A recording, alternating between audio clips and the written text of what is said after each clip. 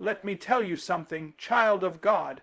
You've been talking about it long enough. You've been crying about it long enough. You've been bleeding your wounds on people who were never called to be your healing. Everybody isn't assigned to carry your burden. One of the greatest misunderstandings we carry as human beings, especially those of us who are sensitive, empathic, and deeply emotional, is this idea that just because we feel overwhelmed, we have to dump our feelings somewhere. And most times we don't pour it before God. We pour it before people who smile in our faces, nod at our stories, but silently walk away with our weight in their hands and gossip on their tongues. You see, we were never meant to cast our pearls before swine, and that's not calling people pigs, that's Scripture saying, don't give what is holy to the unqualified. Just because someone is near doesn't mean they are assigned. Just because someone is available doesn't mean they are anointed to carry the depth of what you're going through. Sometimes the people we trust are not evil, they're just not equipped. They don't have the capacity to carry what you carry. Your pain is too deep, your trauma too layered, your calling too sacred, and when you share it with those who lack spiritual maturity, emotional depth, or wisdom, they will mishandle what was meant to be ministered to.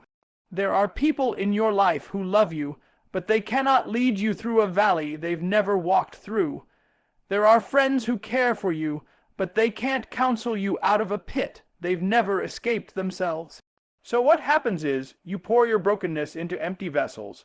You hand your heaviness to people who respond with cliché phrases and surface-level sympathy. They nod, they comment, they tell you to stay strong. But when the conversation is over, you're still broken. You're still lost, you're still heavy, because they're not assigned to carry your burden. God has a way of placing burden bearers in your life for seasons and assignments, but the danger is when you confuse companionship with calling. Some people are in your life to celebrate you, not counsel you. Some are there to laugh with you, but not lead you. Some are gifted at partying with you, but cannot pray you through. And if you're not spiritually discerning, you'll end up handing spiritual battles to carnal minds. That's why you're frustrated. That's why you're disappointed. That's why you feel exposed and still unheard. You shared your problem expecting healing, but received silence. You poured out your vulnerability expecting compassion, but got confusion. Because they were never meant to carry it, and let me tell you something, there is a danger in oversharing. There is a spiritual consequence to placing your emotional weight in the wrong hands, because not only will some people fail to help, they'll become haunted by your honesty. They will use it against you. They will weaponize your weakness, and when the relationship sours, they will take your problems and make them your prison. You don't need to tell everyone what you're battling. You don't need to explain to everyone what's breaking you. Some things are meant to be buried in prayer, not broadcast in conversation. Some burdens are meant to be cast at the feet of Jesus, not laid at the feet of people. Because people don't heal, God does. People can comfort, but they cannot carry the cross that was custom made for you. And sometimes God will allow people to reject you, so you stop running to them and start running to Him. You must understand the power of spiritual alignment. If they weren't sent by God, they weren't sent to carry. And if they weren't sent to carry, why are you handing them the weight of your soul? There's a reason why Jesus, even in the Garden of Gethsemane, took only 3 of his disciples with him into the depths of his sorrow. The others couldn't handle it. They weren't ready. They didn't have the sensitivity to witness his agony. And even the 3 he took, they fell asleep. Even they weren't ready. And what did Jesus do? He went alone. He prayed alone. He cried out to the Father alone. Not because he wanted to be alone, but because he understood the assignment was his. Sometimes your pain is part of a divine instruction, and the people you want to include in your breakdown cannot accompany you into your breakthrough. They don't speak the language of your calling. They don't recognize the depth of your destiny. And until you stop trying to make them carry what only God can hold, you'll continue to feel unheard, misunderstood, and spiritually exhausted. So the next time you feel the urge to share what's crushing you, pause. Ask yourself, is this person assigned? Do they have the spiritual shoulders to hold this? Are they a safe place or just a familiar face? Because your problems are not just information, they are a reflection of your inner world. And your inner world is sacred. Everybody isn't assigned to carry your burden, and that's okay. Because the one who is assigned, he's been waiting on you to bring it to him. And when you finally stop sharing your problems with the wrong people, you'll start receiving peace from the right source. Vulnerability without discernment leads to wounds. It's not that vulnerability is wrong, vulnerability is beautiful. Vulnerability is powerful. Vulnerability is necessary, but when you open up to the wrong people, it doesn't bring healing. It brings harm.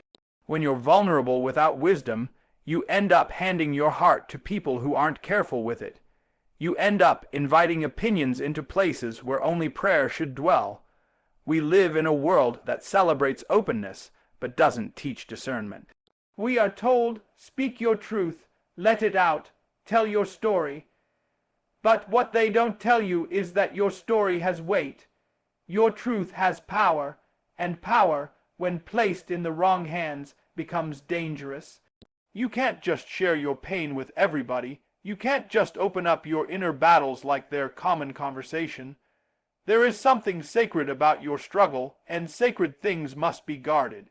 Some of the people you've been vulnerable with didn't break you on purpose, they just weren't built to handle you. They were too immature to process your depth, too distracted to honor your trust, too self-centered to handle something that wasn't about them. And now you're wounded, not because you shared, but because you didn't filter who you shared it with.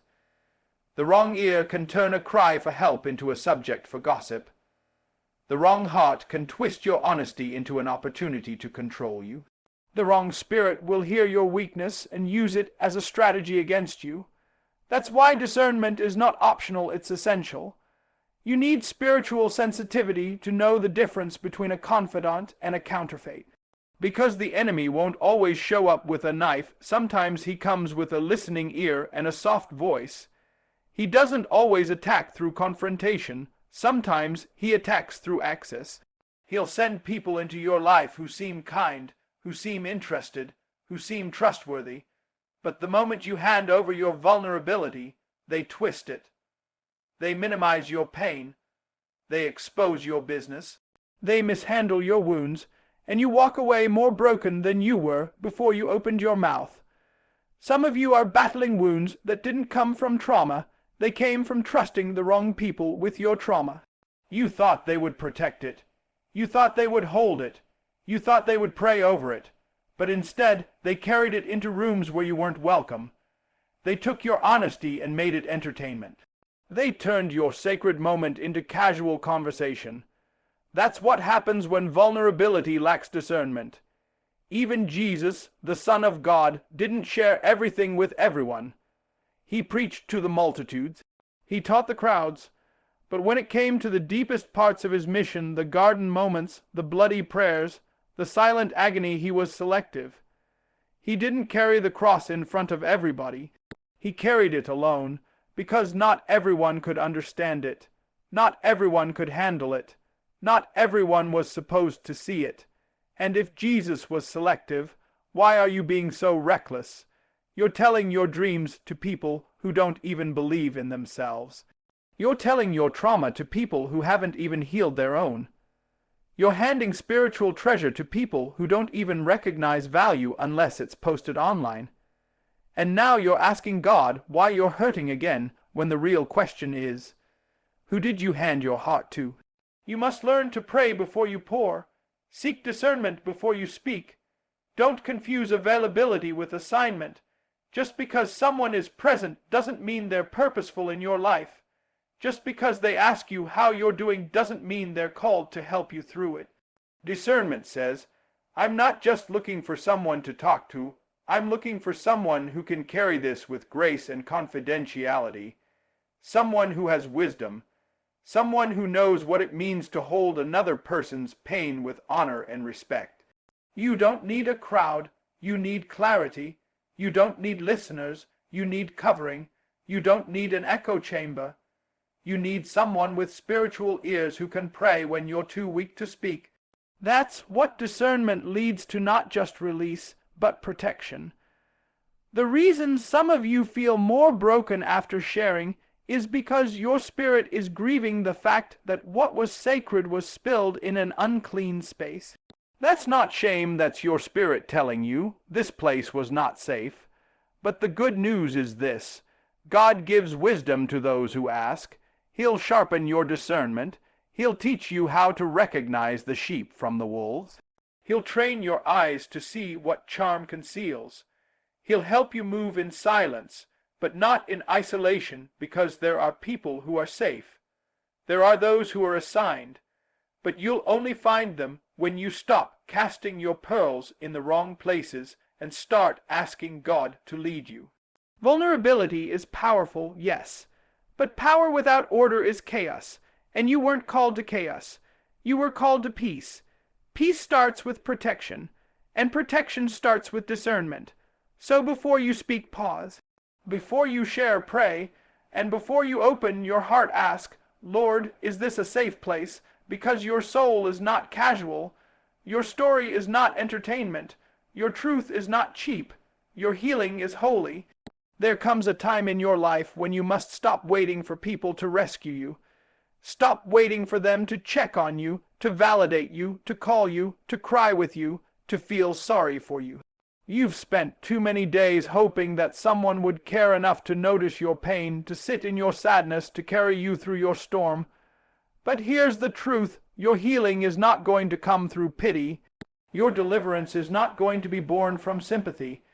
The kind of break through you're looking for doesn't come through people feeling sorry for you. It comes from God empowering you. Pity may feel good for a moment. It may soothe the sting for a night, but it doesn't build strength. It doesn't rebuild your spirit. It doesn't put broken pieces back together. You don't grow through pity, you grow through power. And God doesn't operate in pity. God operates in purpose. He doesn't come into your life to pat you on the back and leave you in your pain. He comes in to lift you up, to restore you, to reshape you, and to remind you who you are. Some of you are waiting for people to see you when God has already seen you. You're waiting for others to reach for you when God is already stretching out his hand. You want someone to comfort you in your weakness, but God says, I didn't call you to stay weak, I called you to walk in strength. You're trying to survive on sympathy, but what you need is supernatural healing. That doesn't come from people feeling bad, it comes from you stepping into God's presence and saying, Lord, I'm ready to be made whole. Jesus never healed anyone because he felt sorry for them. He healed because of faith. He healed because of obedience. He healed because people were willing to press through the crowd, to cry out from the roadside, to reach out and touch the hem of his garment. He didn't respond to their tears alone. He responded to their hunger, to their desperation, to their belief that he was the only one who could truly fix what was broken. And I need to tell somebody today, stop chasing attention and start chasing healing.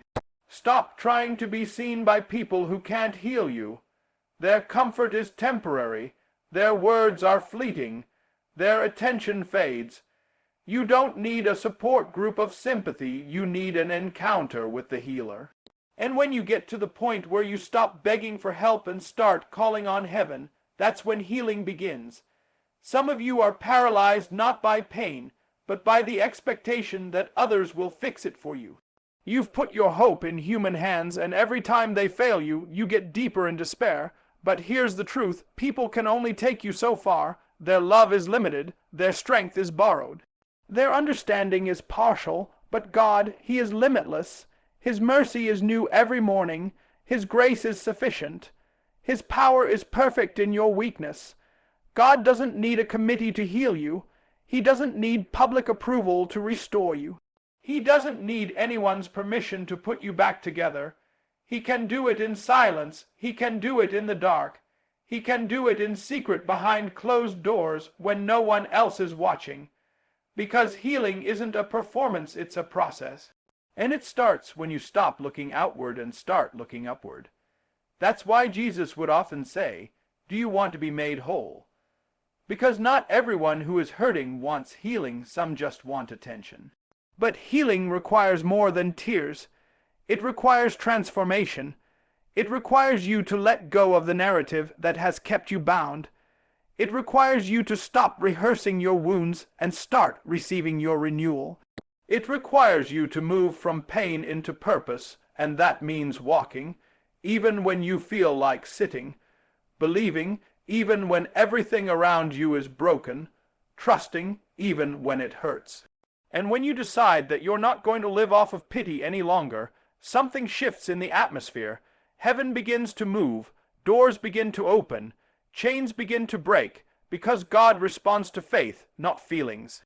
He responds to movement, not manipulation. He responds to those who say God even if nobody else gets it. I believe you are my source, you are my answer, you are my healing. So stop waiting for the phone call. Stop begging for someone to check in. Stop feeling rejected because people didn't show up the way you expected. God is already there. He's always been there. And he's saying to you now, I never needed pity to make you whole. I just needed your permission. Get up. Stand tall. Walk toward healing. Walk toward strength. Walk toward wholeness. Because what's ahead of you is greater than what hurt you.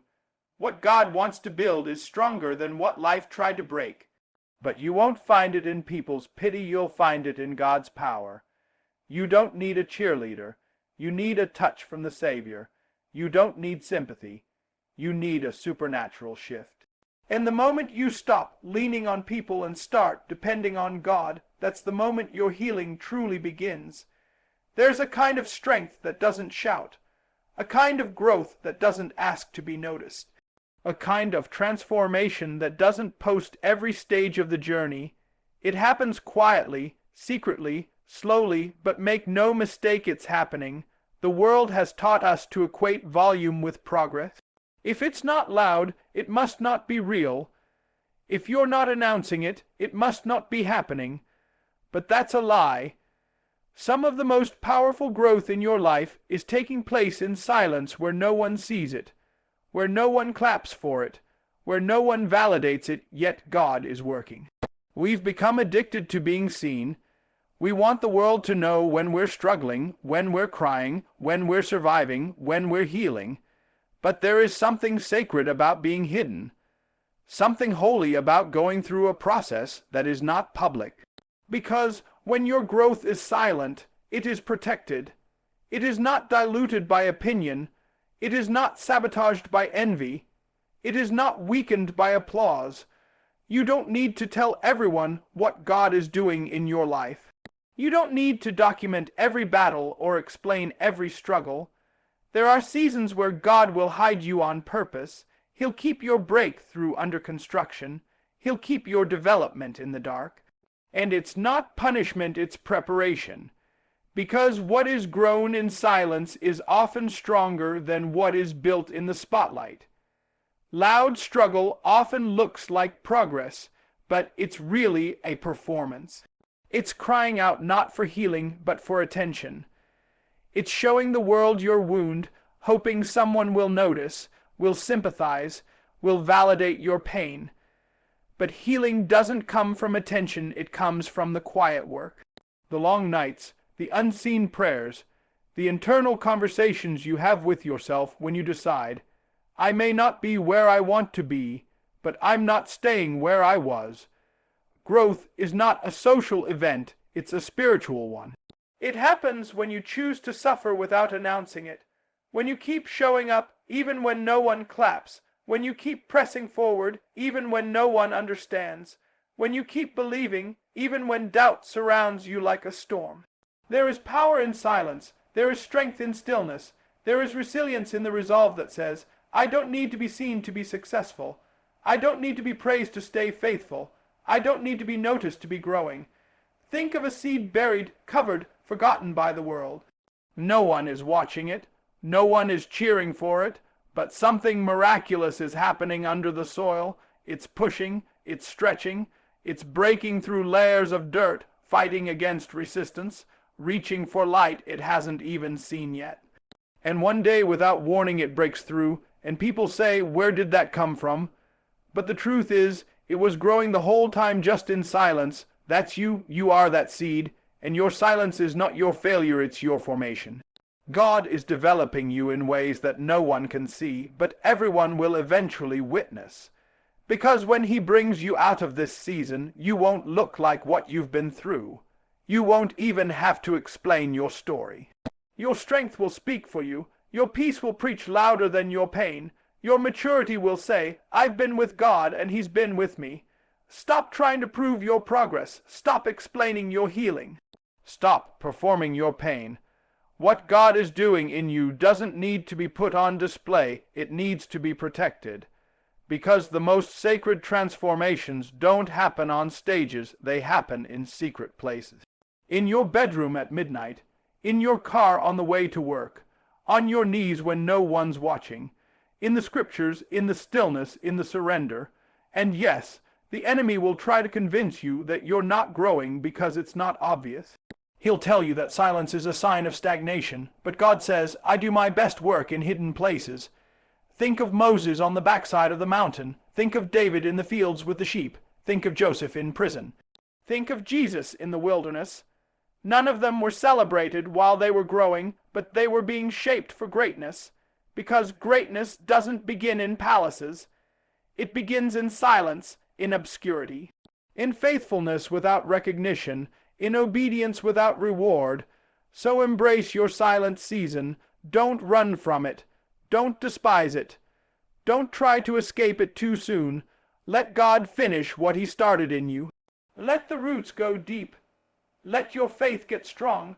Let your soul find stillness, because when the time is right, God will reveal what He's been doing in you. And when He does, you won't have to say a word. The fruit will speak for itself. The favor will be visible. The strength will be undeniable. You don't need a loud struggle. You need a deep foundation. You don't need to be seen. You need to be secure. You don't need performance. You need peace. And peace is found in the silence. Growth is found in the stillness. Stay planted. Stay faithful. Stay quiet and keep growing. You've cried long enough. You've explained yourself long enough. You've been trying to get people to understand your pain, your past, your mistakes, your struggle. But the time has come for you to stop giving your energy to the breakdown and start investing in the breakthrough. Because what God is getting ready to do in your life won't need an introduction. It won't need an explanation. It won't need justification. Your breakthrough will speak for itself. There comes a moment when words can't do justice to the depth of what you've walked through. You've tried to articulate your journey. You've tried to tell people what it took just to get out of bed, just to keep showing up, just to keep your faith alive. But no matter how well you express it, some people will never get it, and they don't need to. Because when God brings you out, your life will become the evidence. Your peace will become your testimony. Your restoration will become your revenge. Your breakthrough will speak louder than your breakdown ever could. You see, breakdowns are messy. They're painful. They're lonely. They're the nights you cried until your pillow was soaked. The days you smiled while silently falling apart. The seasons when you questioned your purpose, doubted your calling, and wondered if it was all worth it. But don't despise your breakdown, because it's proof that you survived what was meant to destroy you. It's a signal that something greater was trying to be born. Your breakdown wasn't your end. It was your transition. It was the part of the story where everything that could be shaken was shaken, so that only what was unshakable could remain. You had to lose some things. You had to walk through fire. You had to go through the storm. But it didn't kill you, it prepared you, and now you don't have to keep talking about the pain.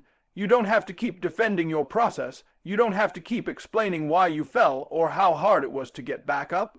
Because the blessing that's coming on your life will be so undeniable, it will silence every critic, hush every doubter, and confuse every enemy. The fruit will silence the history. The favor will speak louder than the failure. Sometimes God lets the breakdown happen just to break you open to His will, open to His voice, open to healing, open to transformation. You were so busy managing your life on your own terms that he had to let it fall apart to rebuild it his way. And yes, it hurt. Yes, it embarrassed you. Yes, it exposed you. But what it also did was empty you, and that empty place is where God started pouring in something new. You don't owe anybody a detailed report of your suffering. You don't need to broadcast every part of your comeback. Just keep walking, keep healing, keep showing up, keep building, and when the time is right, God will put your breakthrough on display. Not to show you off, but to show himself through you. There's a reason why he let you break down in private, so he could raise you up in public. There's a reason why the people who saw you fall won't recognize you when you rise, because the glory that's coming with this breakthrough will make your old pain unrecognizable. You'll look back and say, I went through all that, but I don't even smell like smoke. I cried through all that, but now I laugh with peace. I was drowning, but now I'm walking on water. That's what breakthrough does. It rewrites the narrative. It redefines your identity. It gives you a new name, a new walk, a new sound. You won't even have to talk about what tried to break you. You'll just walk in what built you. Let your peace speak. Let your strength speak. Let your endurance speak. Let your success speak. Because when God brings you out, he doesn't need you to give a speech. He becomes the speaker through your life. This is why you've got to be careful not to get stuck in the stage of over-explaining, over-apologizing, oversharing. You've got to stop reliving your breakdown to get sympathy and start embracing your breakthrough to release power. Your story isn't about what broke you, it's about who rebuilt you. It's about grace, it's about growth, it's about glory, and the same people who dismissed you in your weakness will be shocked by your comeback. The same people who gossiped during your fall will have no choice but to watch your elevation. But you don't have to say a word, you don't have to clap back, you don't have to explain, you just have to live. Let the healing speak, let the purpose speak, let the blessing do the talking. God is about to make a statement through your life, and it will be louder than any breakdown, any betrayal, any failure you've ever endured. You are not the mistake, you are the miracle, you are not what happened to you, you are what God is doing through you. So now that you've heard it, don't just hear it, live it. It's time to stop handing your heart to people who were never assigned to hold it. Stop explaining your pain to those who only feed on your vulnerability. Stop crying in front of people who can't even carry themselves, let alone carry you. This is your season to get quiet, to get wise, to get strong. Because everybody can't carry your burden, everybody can't hear your truth, everybody can't walk with you through fire. Some of them weren't meant to walk with you at all, but God, yes, God he sees. He hears, he heals, so bring your problems to the one who can fix them. Bring your wounds to the one who doesn't pity, but restores. Bring your silence to the altar, and let God turn it into strength. And while others are performing pain for attention, you'll be producing power in the quiet. While they're posting every step of the struggle, you'll be growing roots that will outlast the storm. And when the dust settles and the noise fades, your breakthrough will speak. Not your complaints, not your breakdown, not your history, but your resurrection, your transformation, your becoming. Let them wonder how you made it. Let them ask how you survived. Let them see the fruit, but never forget the soil. The soil of silence, the soil of secret tears, the soil of nights when only God knew what you were going through. You don't need pity. You need purpose. You don't need noise. You need anointing. You don't need applause. You need alignment, so stop sharing your problems and start surrendering them to the only one who can turn your pain into power, your silence into strength, and your breakdown into a breakthrough that shakes generations. Now walk boldly, speak wisely, heal deeply, because the next time the world hears from you, it won't be your problems talking. It'll be your purpose.